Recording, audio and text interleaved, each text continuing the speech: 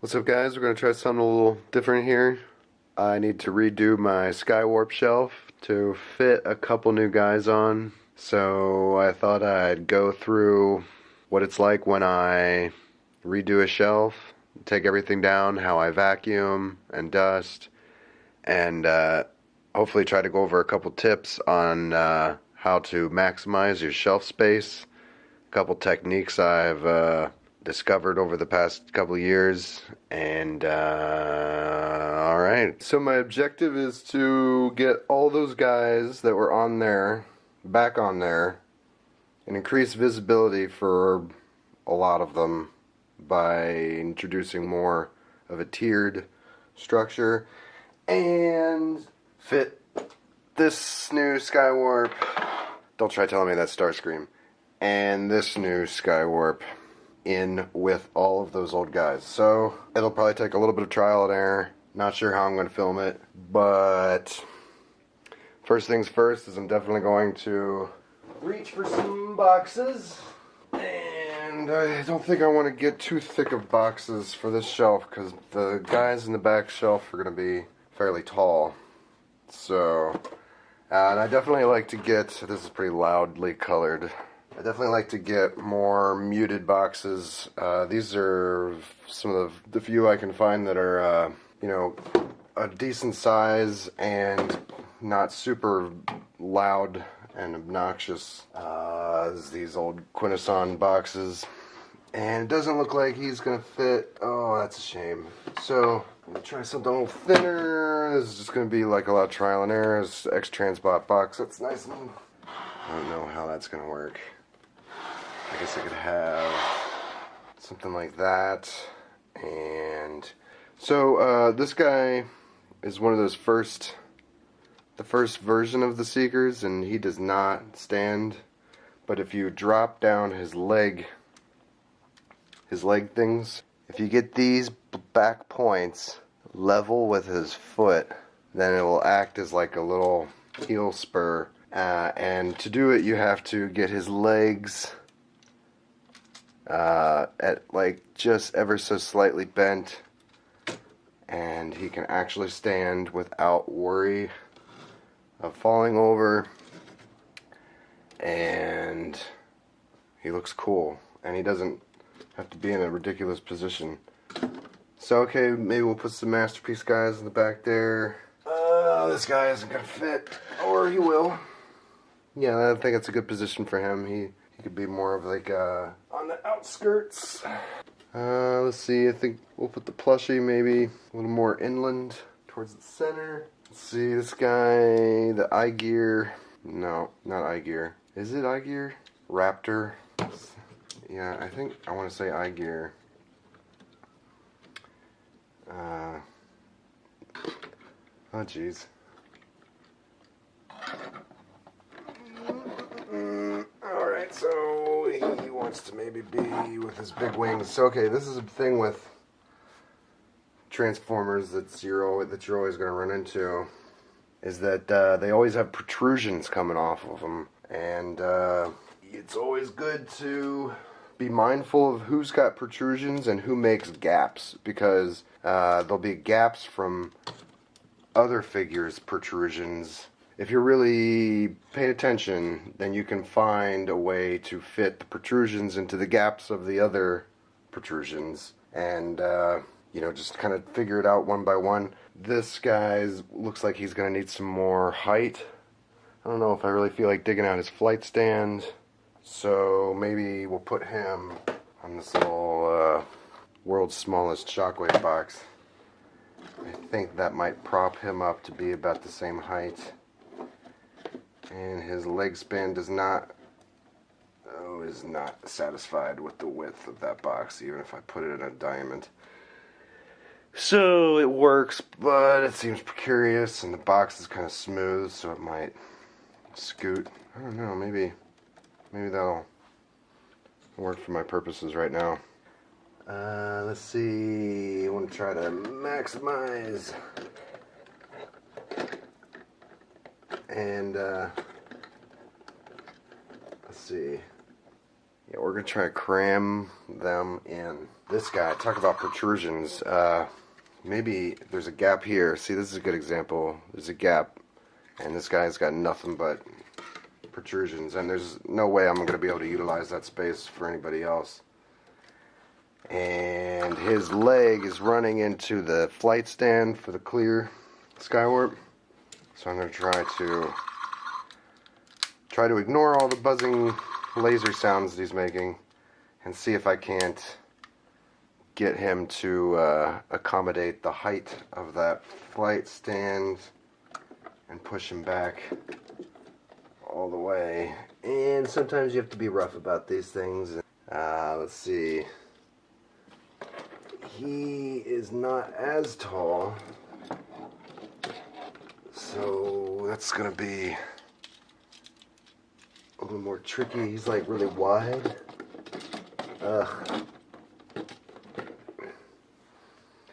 Does that work? How does that look? It doesn't look as beautiful as I think it should. Oh, that looks a little better. See, that's another trick, is to scoot the box forward or scoot the box in the direction where you need more foot room. If you know you don't need that surface in the back, so you can kind of like tailor things to what you need in each specific instance. Let's see, I'm going to try to look towards, I got a lot of deluxe and mini stuff stacked up, so I'm going to try to look to my bigger things. Let's see, we got this Mastermind Creation Night Morpher. He's pretty funky actually. I have not transformed him. His transformation doesn't look like it's going to be super rewarding, but it was only $40 on sale. And what's nice about these tiered platforms is that if they're high enough, you should be able to make it so that a deluxe character like this will be able to get height and visibility behind a Voyager scaled type dude. And that way you can get a lot of diversity in the height and a lot of variety, and it makes it more interesting to look at. Not that that variety is my primary focus when I'm putting this together, but also definitely gives a lot of space.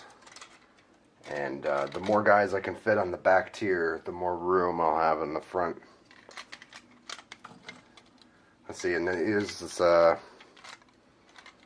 Impossible Toys, iGear, I don't know. I've talked about this in my collection video. He's got these wing bits, and they're supposed to like clip on via these other clippy stick things, and it's, you know, intended position they are upside down to this, and it does not look like a seeker. And I've kind of just twist tied these on here, and it's rather inelegant, as I would say, but you put it on a shelf, you're not really gonna notice, and you get those nice Skywarp wings. And the majority of the time they fall in a symmetrical position because of the distribution. And there's this this Skywarp.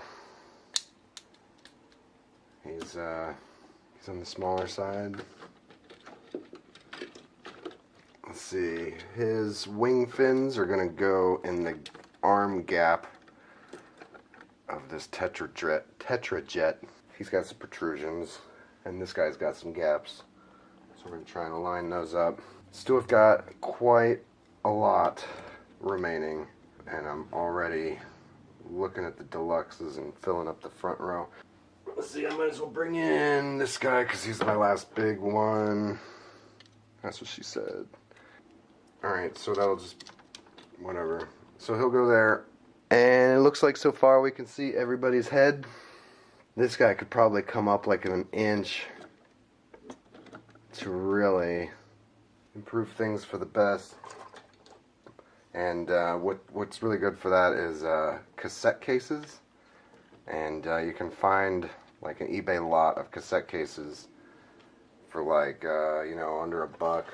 And what I did one time was I got a bunch of cassette cases, or a bunch of cassettes for like 50 cents or something, and just told the seller to just throw away the tapes. And then I spray painted them all black, and they're nice little risers, matte black.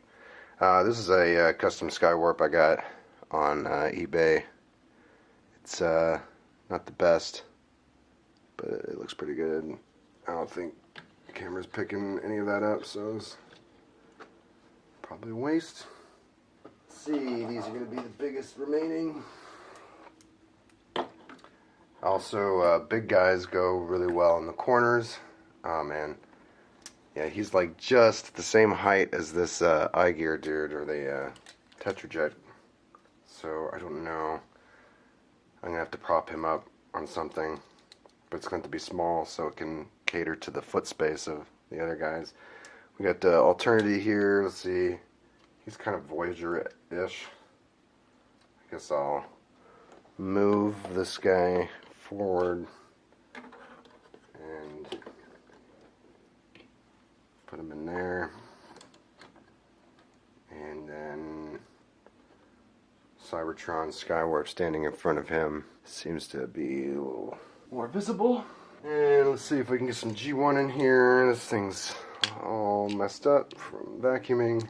And let's see, that vacuum thing, that vacuum attachment that I used is a nice solution. You want to make sure it's clean and that you're not using this on other dirty stuff that you have around the house when you're vacuuming. And make sure it's soft, obviously. It gets into most, crevices and gaps and brushes it off. It makes it all dust free. Alright, we are running super low on shelf space. There's just like a couple inches. So it's like one of those, will I be able to pull it off scenarios. We got, let's see, this is a clear Big Bad Toy Store exclusive Prime Skywarp. And, oh geez, he's pretty tall. I do not have nearly enough of those Prime figures. They all have really well engineered transformations. Here's a technique that I've come across too, is don't be afraid to have a guy just facing sideways and then just turn his head forward and it looks like it's intentional. Can you see that? So now Skywarp is looking off and much more easily positioned. And yes, his head just peeks out ever so gently above titanium. Then we got Robot Master. He's kind of big still. I don't know where. Let's see, I guess I can put him here. He's got some protrusion parts. It's gonna be problematic. One tip I implement every now and then, and I've done so with the G1 over here, is to just remove the protrusion parts if you're not super finicky about it. But I think for right now I'm just going to leave those on and see how far I can get. Oh boy, we still got a ton of these guys. Alright, so there's loyal subjects. Let's see, maybe just kind of, he's got a big head, he can be like this big head daddy. Alright, jeez. I might have to just do all of this over again.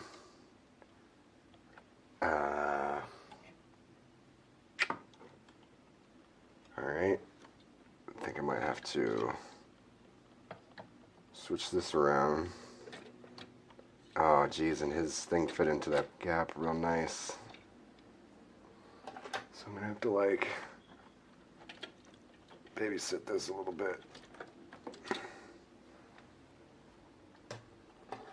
Oh man, and this guy's all flat in the back, so it's not gonna utilize that space the same way.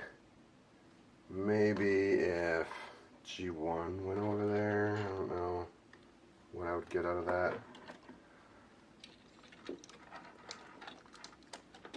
We're gonna fit his wing behind this guy's gun, and it looks like I can scoot that back a little bit and get a little space off of that. want his face to remain visible. Let's see. Yeah, they need like a back tier back there. Let's see. Alright, so I'm going to grab a couple of these tape cases. The ones that are already black, those are ideal because then you can just position them like that, and then you just see like a bit of the front and well, a bit of the top and the front, and that's nice. Going through my tapes, I've had this since I was a kid. Totally unrelated, but yeah, I'm old. I remember watching the movie for like the millionth time and being like, who writes this song, Dare to Be Stupid? And then finally ended up looking it up and found that it was found out that it was Weird Al. I was like, wait a minute, I already like Weird Al. But it doesn't sound anything like him. Because it doesn't sound like a previously written pop hit. And then that's when I found out that he wrote his own music. Okay, he's pretty tall. And I am running out of space. If you know no one's going to come by and bump it, then it's okay if there's a little bit of overhang. I feel confident that he's not going to fall super quickly. Let's see. Coming down to the wire. Another technique is if one guy does want to fall forward, you could put a guy that has firm footing in front of him, and his wing, well, in this instance, this guy has firmer footing than this guy. And you can kind of just like prop him up, hold him a little bit, hold him forward with the, just kind of an overhang there. Let's see. I think this is going to be one of those foot adjust moments where I want to bring this guy in here, but there's this platform in the way. So I'm just going to bring his knee up a bit. I think that'll work, but first I have to adjust his arm. Since his arm's going to be covered up, I'm just going to fold it back because we don't need that, and it's just going to protrude and encroach on this guy's face. And there we go. Look at that. That's exactly what I was envisioning. Nice. You can see everyone's head. G1 looks like he could be raised up. Alright, I was just talking about that. Alright, okay. I gotta take all this stuff out to do that. Alright. Gotta remember these positions. Getting distracted. I guess that's one of the fun things. Alright. That will give us like 2 inches that way and then another 2 inches in the front. We'll kind of split it right down the middle. Got some old metal tapes. Alright, and that should give us adequate height. Get the Tetrajet back in there.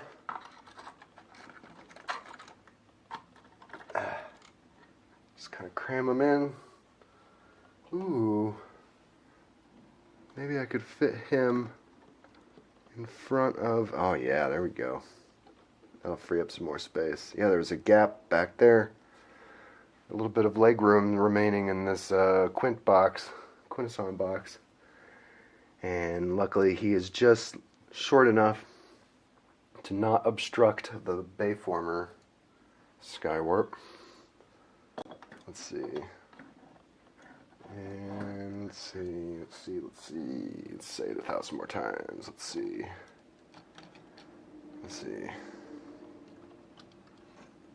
Okay, he's got some super sticky outy back wing bits. I think those are going to wrap around the mastermind guy. Like kind of just hug his whole body on both sides. Oh crap, his little stupid wing covers up his face.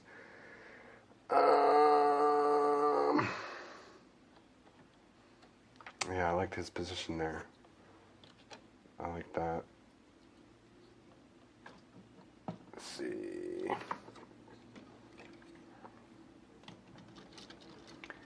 And once you get all of them up, I know it looks like a super intensive hassle. But to get one guy out, I'm going to try. I need to do the review of this Planet X Skywarp. So hopefully at the end of the video I'll be able to demonstrate how I remove a guy from a super densely packed membrane of bots, because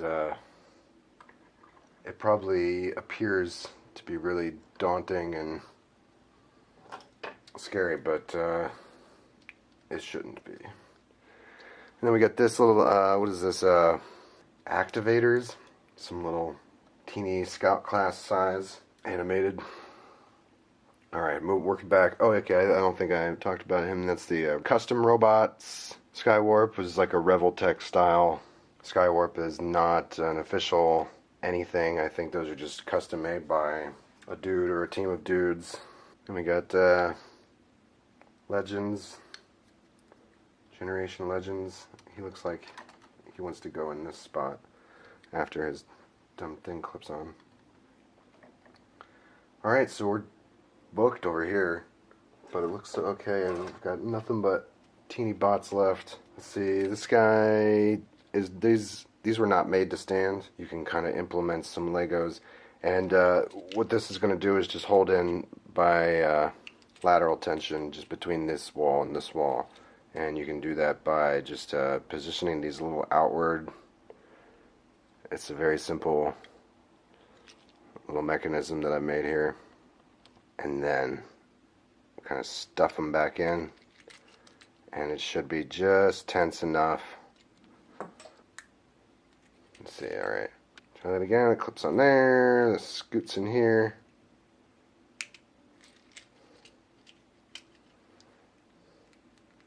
Okay, so finally, get that wedged in there nice and tight, and then be super gentle with it. And then I guess I'll try to clip this on. And then that should provide adequate support for this dude, and watch me bump him as soon as I get it positioned.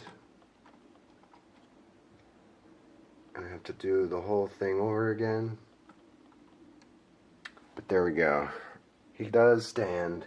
That's one of the hardest things to stand that I have. Here's the world's smallest. He's got some back protrusions, so I might have to come back to him. Alright, so we got the Iron Factory Skywarp all transformed up. And you can see where I can squeeze him. He might just work back here. One thing,